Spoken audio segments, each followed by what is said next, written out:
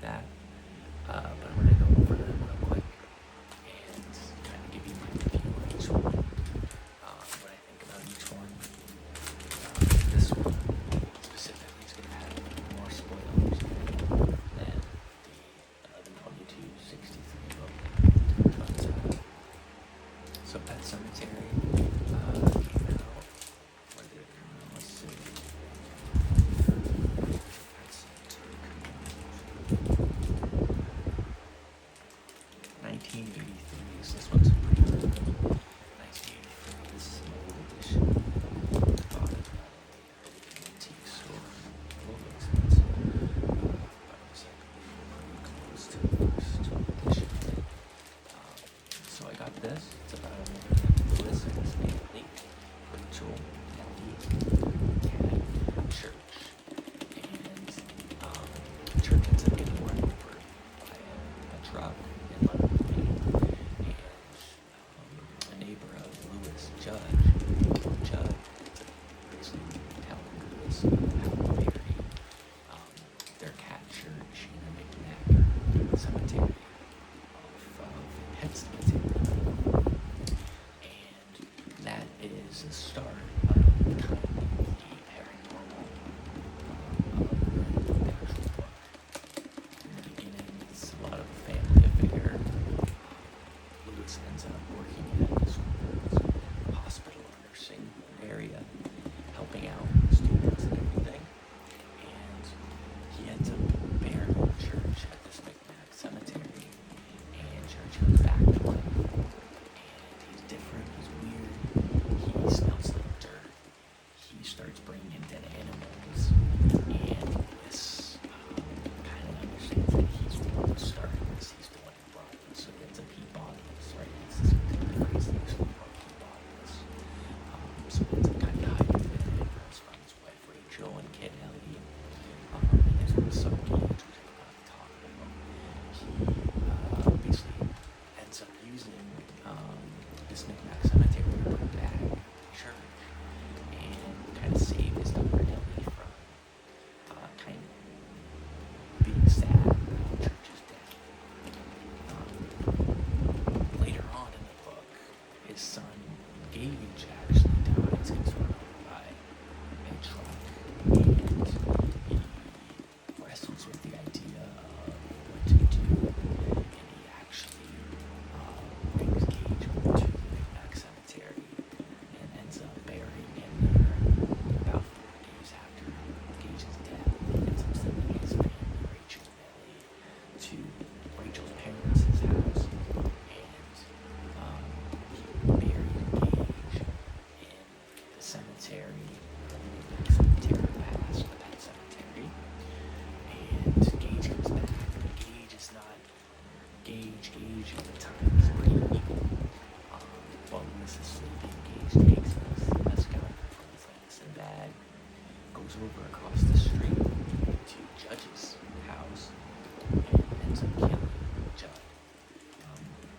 And then Gage ends up killing his own mother, Rachel, who has driven and taken the plane and driven from Boston all the way to London to help Lewis, because Ellie at the time was having nightmares about Lewis in trouble while she's at her grandparents' house.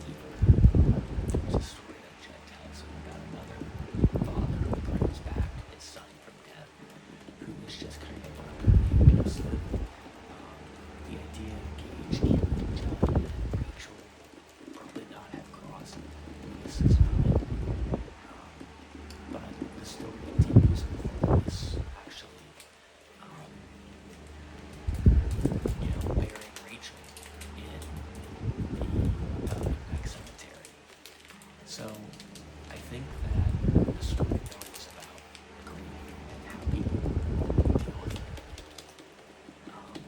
and how it can affect you and everything like that. So I really do believe the story's a good one. If you want to try the Stephen King one, I would suggest you read this one. It's not as big as the other one. This one, Pet Cemetery, I believe it's made into a motion picture as well.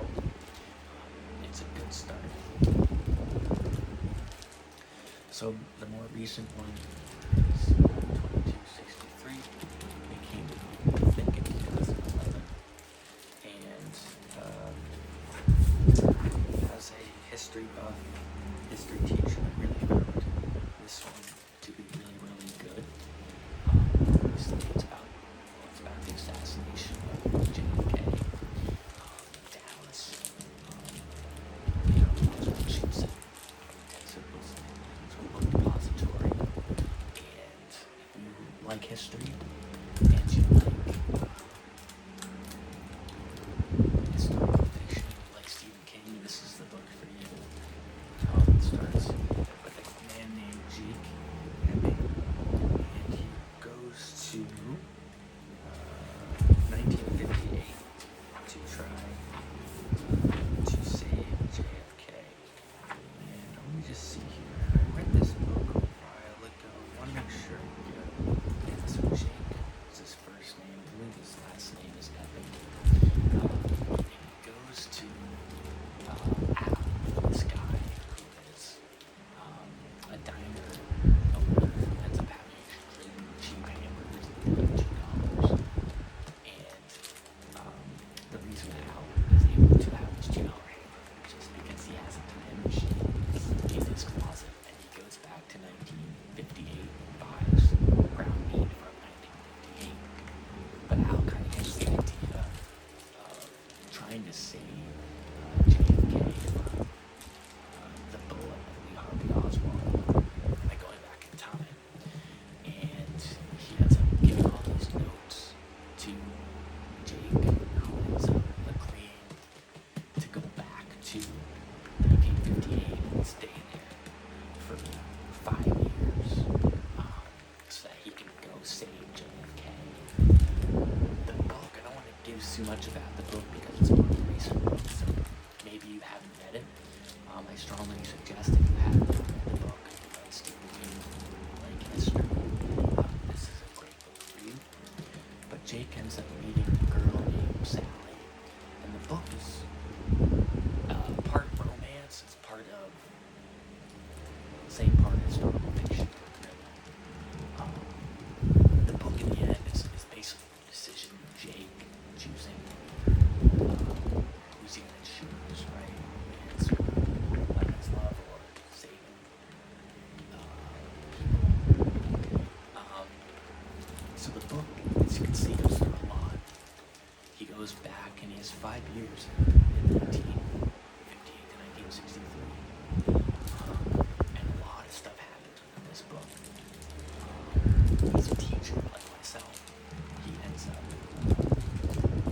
helping kids with a play, saving girls who got scarred. And there's this idea of kind of things happening in a circle. I'm forgetting the phrase that he uses in the book, but the idea is he called it the echo.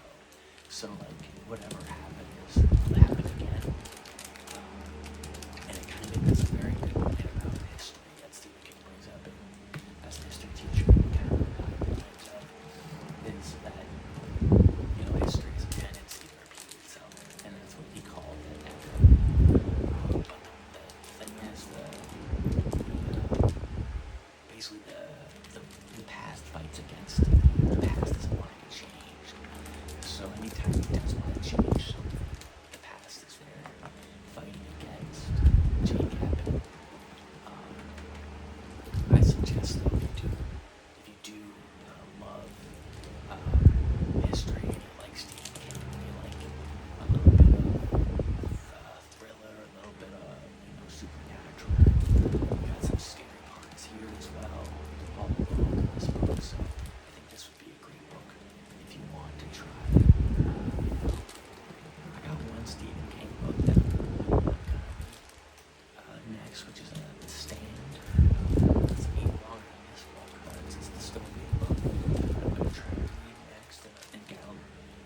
review that one too. Right now, I'm reading the 4 books. I think I'll get those real quick.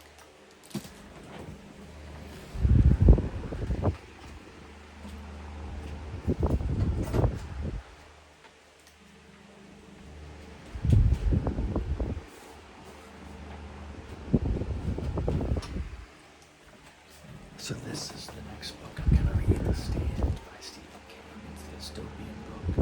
When a man escapes from a biological testing facility, he sets in motion a deadly domino effect, spreading a mutated stream of the flu that will wipe out 99% of humanity within a few weeks. The survivors who remain are scared, bewildered, and immediately later. To emerge, Mother Abigail, the benevolent woman who urges them to go to community through Colorado. There's various dark hand whose lights and chaos and violence.